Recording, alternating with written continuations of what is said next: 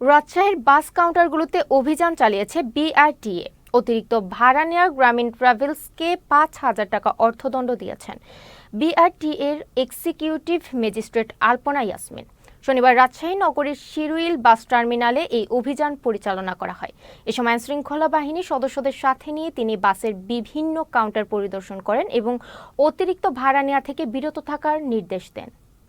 আমার রাজশাহী থেকে রামগঞ্জের ভাড়া ছিল আমি এর আগে গেছি আমরা ১,০০০ টাকা থেকে ১,২০০ টাকায়। আমার সেদিন গত ২৮ তারিখে আসলাম, আমাকে ডিমান্ড করলো ১৫০০ টাকা লাগবে অতিরিক্ত।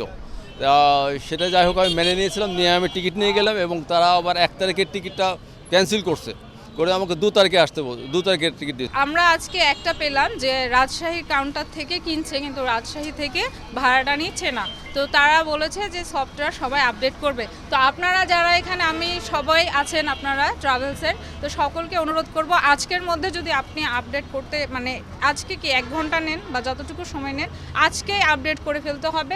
এই অনিয়ম পেলে আমি কিন্তু আমাদের যে আইনে বলা আছে কারাদণ্ড, জরিমানা, অর্থদণ্ড আমরা যে কোনো করতে পারি।